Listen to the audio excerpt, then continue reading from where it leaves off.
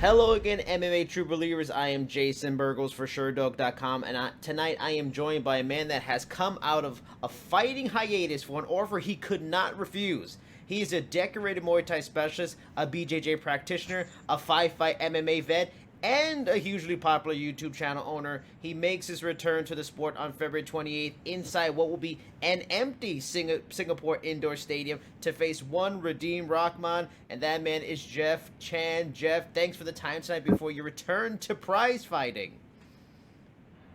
Thank you for having me, Jason. Now, first, I wanted to talk a bit about your background. You know, you signing was big news because of the great deal of success you've had with your YouTube channel and social stuff like that. Researching some things, I learned, you know, you have an in-depth background, Muay Thai, Brazilian Jiu-Jitsu. For the folks that watch this, that may just know you because of what you've done with your very educational martial arts videos and the success you've had, I want you to educate them and me on your path to just martial arts in general and then eventually into MMA. So I started training martial arts just as a hobby. I had one of my best friends, Andrew Duong, who brought me in to the Ottawa Academy of Martial Arts back when I was like 15, just for fun. And then I guess I'm a naturally athletic guy, and I did well in just training. And at the time, my coach crew, Jeff Harrison, really pushed me towards competition, and I took one fight, and fights just kind of racked up, and I only did striking though, and then one day my coach was like, "Hey, you should jump into pro MMA," and I'm like, "Pro MMA? I have jiu-jitsu." Like I literally had no jiu-jitsu experience, and I actually jumped. Think of it now, I should have probably trained some jiu-jitsu first, but I jumped into my first pro MMA fight as a confident striker, but no jiu-jitsu. Maybe like a month of jiu-jitsu. Wow. I remember working with like a purple belt at the time, and he was just like showing me how to mount escape, and I'm like, oh, okay. But he was confident that I would wreck shit up in the striking. The first fight happened that way. I won by TKO first round, and then the second fight, unfortunately, I was winning the first round, but then the second round he got me to the ground, and that was no good for me. And then at that time, I decided to not fight again until I would get my jiu-jitsu better. Now, during all this time, my main focus was actually getting into law enforcement. So up until very recently, law enforcement was my main priority, and training was more of a hobby and a passion, but I never saw it as a career. Like I have Chinese parents, and they would never, allow me to do that. So I studied accounting, I studied criminology at Police Foundation. Law enforcement was always my main priority. And essentially about like 2 years ago, 3 years ago, I went to Thailand to attend my first Muay Thai camp to meet another YouTuber named Muay Thai. So his name is Sean Fagan, the Muay Thai guy. And he basically does what I do, but in Muay Thai. And he inspired me. He's helped so many people. He's helped me so much. So he's inspired me to do the same thing. And I basically started my own channel on MMA. But I still put only half my effort into it. And my main focus was in law enforcement. And essentially something happened to me, like life-changing. And that kind of forced me to pursue martial arts, like as a career. That's where I am. From the things I have read, you were not, pursuing MMA specifically, like professional MMA recently, and we're not really about, the fighting aspect of this crazy business, and I read, you're a big fan into to training, practicing, studying the martial arts, those kind of things. Walk me through the whole signing with One Championship. How did they reach out, sell you on getting back into fighting, getting back into a cage or a ring, and what specifically made it an offer you could not refuse? Was it just the reputation of the brand itself, or was it even much more than that? So I'll go through with what you're saying about how I see myself more as a martial artist. I see myself more as a martial artist because martial artists are all about training and always improving and learning new things, trying new fun moves. So I'll watch UFC, Bellator, One Championship, and if I see a new move, I'll try it in sparring. But what happens when you try it for the first time? You probably get hit and you lose. And but when you're fighting or constantly fighting, like back in the amateur days when I was competing a lot, I didn't have time to try new moves. I'd be drilling what I do best. So that's why fighting is not my favorite, because you're under stress and you're focused on just the fight. You're focused on cardio, hard conditioning. You're focused on just doing what you already know, not learning new stuff. That's why I like training. It's fun. It's like no stress. You don't have to diet. Like right now, I'm dieting, and like I'm coaching here, keeping me on a strict diet. But so what happened was after that life-changing event, I decided that I would pursue martial arts, not necessarily fighting, but martial arts as a career, especially because my platform had built into a decent following, I guess. And then suddenly, one championship reached out to me. The recruiter reached out to me and offered me a contract. And I wasn't like right away onto it. I literally took the time to think about it, because it would mean I would have to take a little break on, or not focus too much on the content creating, putting my time to training. But at the end of the day, I decided that it would be good for the business. It would be good for the brand, because I'm known. What makes me different from other YouTubers is that when I make my tutorials, I don't just teach it slow motion. I teach it first in real time as fast as I can. Then I back it up with sparring footage. I back it up with me landing it. I also back it up with me getting kicked in the face while trying. Like I showed my. So I try to make it as genuine as possible. And by fighting, I'm also one of the few YouTubers that have actually a bit of fights under my belt before making a YouTube channel. So by taking signing a contract with one championship, that's my way of being genuine, and by showing my viewers that what I teach actually works and can work for you. Because of So yeah. I thought it'd be a great opportunity, and obviously everyone knows One Championship is a huge organization. They treat the fighters well. I hear nothing but good things. Why the fuck not?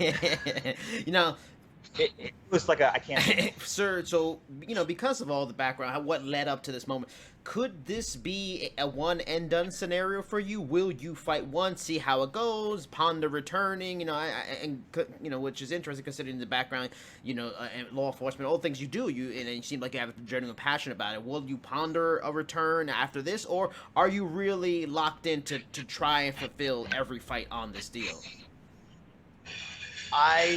I'm playing it by ear, but I'd like to. My fiance doesn't know that, but I'd like to. She's super against fighting, but I'd like to. You know what? And another thing is that I forgot to mention was that before this is actually my first fight where I've trained full time twice a day for a fight. All my previous fights, I've been first of all stuck in the situation that I was in earlier, but before that I was volunteering, doing school, working, trying to get in law enforcement, just training once a day, not even every day, maybe like 4 times a day. And now, because all I do is MMA Shredded, I actually made the move to Tristar, where I'm training with killers, Xavier Aloui included. He beats me up every session. And I'm training twice a day, so I've never felt in such great shape. Knock on wood. Hopefully, I perform, this Friday. But I've never felt as good as I am now. And maybe that will make me less stressed for fights and make me love fighting more. But at the end of the day, I like being a martial artist, as I explained earlier. And that's the thing. Like now that you're doing it full time, like you said, maybe love it a little bit more. Has it? Doing it full time twice a day like this, training at a high level gym, has it changed the perspective? Has it made you want it a little bit more, or you got to go through the fight to really know how you're gonna feel on the other end of it? I would say you have to go through the fight, but I'm definitely already better with my short time there, and I definitely feel a lot more confident. Yeah, I definitely feel a lot more confident, which plays a huge role. So you come back to MMA because of an offer you felt you couldn't refuse, and it just so happens to be in a part of the world and during a time where one of the worst viruses over the last decade has become a major concern. With all of this going on, have you started to think, man, this might have been an offer I could have refused? Honestly, that didn't even the coronavirus didn't cross my mind, and I'm going to Singapore. Like I've been waiting for the fight for quite some time, And I'm very OCD. I don't even know if that's the word, but like they signed me last July, and I only got offered a fight in like I don't know, like last 3 months.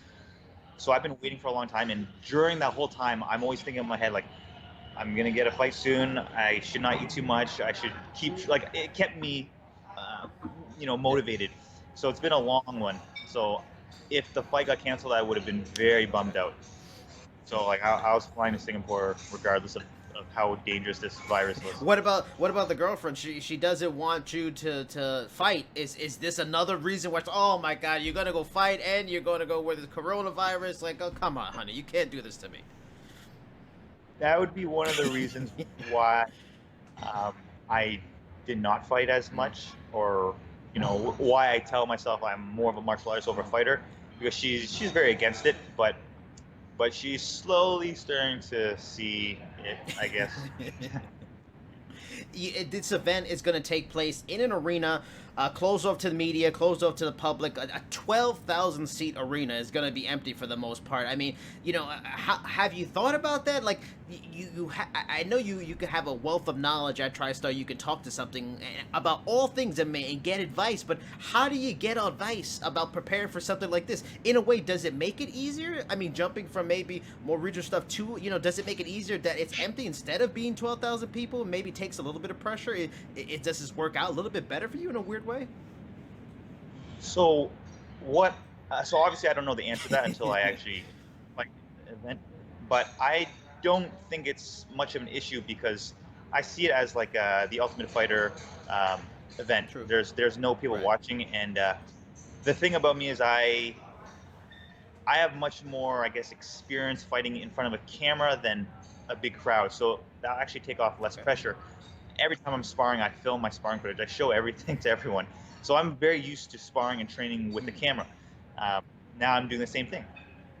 You will be fighting Redeem Rockman, like I mentioned earlier. I've talked with many fighters when they are, in those early in their careers, a small amount of fights. Video scouting is not common. Fighters are evolving so much. Guys just make sure they are the best version of themselves on Fight Night. Yet this seems even more amplified for you and Redeem because despite only having a combined 9 fights, both of you guys had kind of been a part of this industry combined for 17 years. Like, you've been in it, evolving, working at it, doing things. If both of you have been actively training, this could be pretty unpredictable for you both. Is that fun in a way?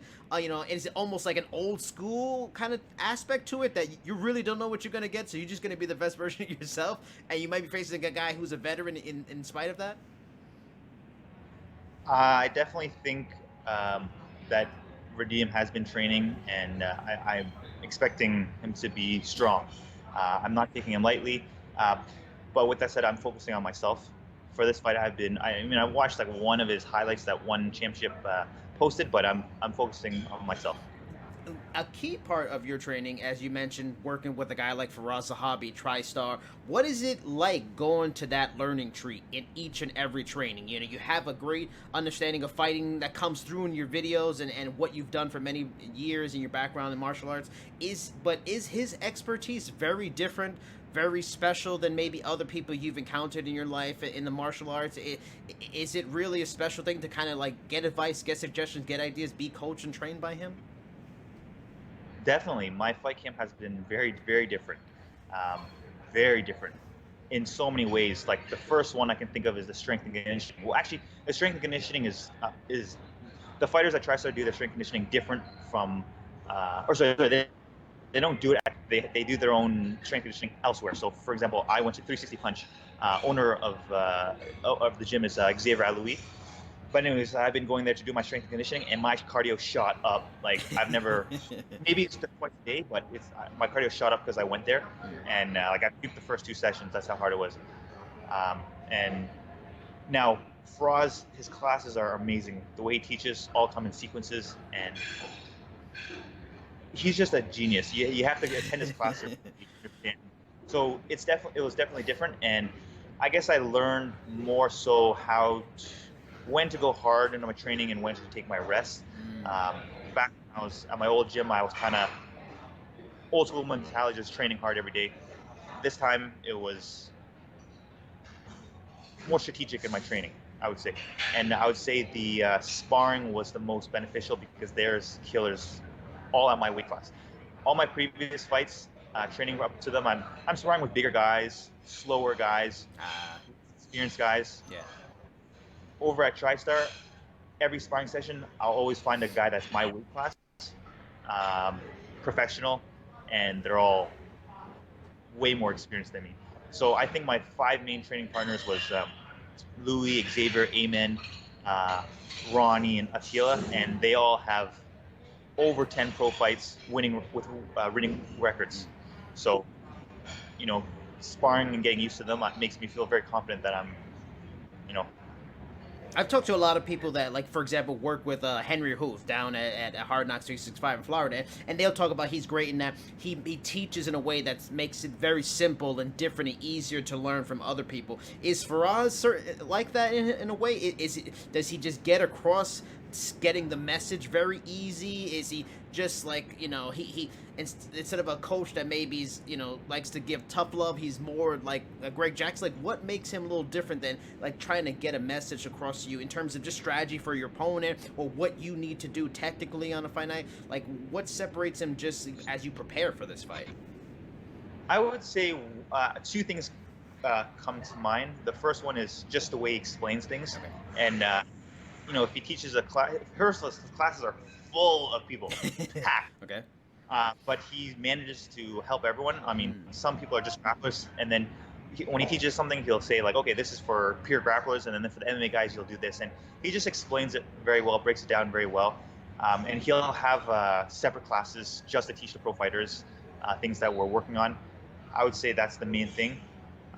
The second thing is that he doesn't have that old school mentality where he pushes you to death every training session. I believe it was 80%, but no further. And that keeps your mind fresh and wanting to continue training. Whereas when you push yourself past 100%, you're like scared to go into the next training session, and then you kind of like skip it. You don't want to go anymore. Right. Training at TriStar, I felt I was getting sore, I was getting better, but I still felt motivated to go in the next day because I believed, oh, I can do it. I'm not going to die and feel that. You are Carl. Yeah. No, sorry to interrupt you. Yeah. No problem. Yeah, I'm done. Yeah. Okay. Now you are currently closing in, at least when I checked, when I did this research, on 200,000 subscribers on YouTube. So many people have dreams of gaining thousands of YouTube subscriptions when they start a channel, including myself. What tips do you have for folks out there that could be very useful in gaining those all-important subscribers? Like a basic thing. Yeah, everybody can't do what you do, and what you do is very unique, but what's like a simple thing that you feel has helped you a lot that you think could really help somebody else in their YouTube channel? I have tons and tons of tips that I'm more than happy to sit down and give away. But the main ones I would say that differentiated me is that I tried to be as genuine as possible. Like, okay. I hate lying. I have a hard time lying. When if I make a small lie, I just feel guilty. So I don't like to, some people will show their best sparring clips only. For me, I'll always show me getting hit. It just makes me more genuine, makes me more real, and it helps me connect with my audience, because I always tell people I'm not the best fighter out there. I don't think I can even be the best fighter out there. Like, there's too many better guys out there, but I can connect first myself. So by showing that to people, they'll think like, because people watching my videos are probably like, oh, I can't be the best. I'm not the best either, but I can at least try to continue being the best. So being genuine is probably the best thing for me. People trust me. People trust me, then they'll start watching my stuff and they'll start listening to my advice instead of some guy who just beats crap of everyone online.